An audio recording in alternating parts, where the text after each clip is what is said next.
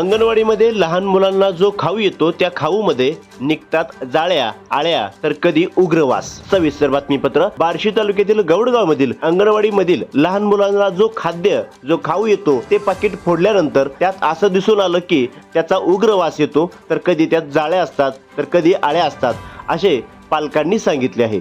प्रतिनिधी Rahul Gurav, DR news.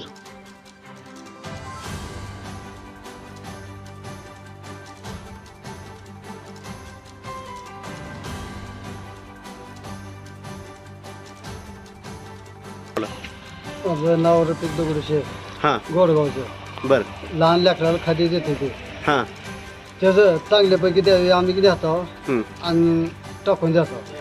काय चांगलं नसतं का खाद्य लहान लेकरांना? वास येते त्यात, वास येतंय? वास येते। बर तिने आल्यानंतर टाकून द्यायची बारी, काय पण न्यावं लागतं। तुमचं म्हणणं काय पण नेमकं? दिलं तर चांगलं द्यावं, थोडं द्या पण त्याच्यापेक्षा चांगलं द्या।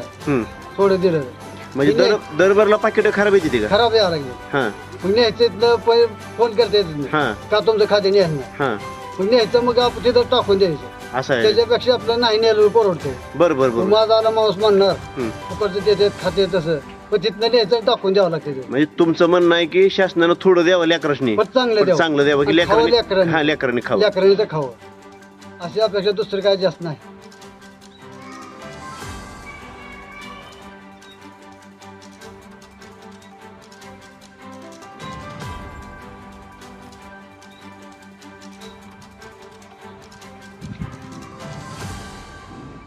चंद्रकांत काकडे, गोडगाव। जरा खायला दिलेल्या लेकरासनी जी येते ती थोडं खराब येते, थोडं कमी दिलं तर चालेल, पण चांगलं दर्जाचं द्यावं। म्हणजे अंगणवाडीचं जे लहान लेकरांना खाद्य येते ते खराब येते?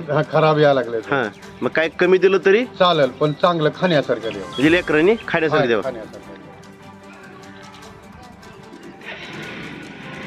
आपल्या भागातील बातम्यांसाठी संपर्क राहुल गुरव 9689 3225 03। चला तर मग आजच संपर्क साधा आपल्या भागातील बातम्यांसाठी।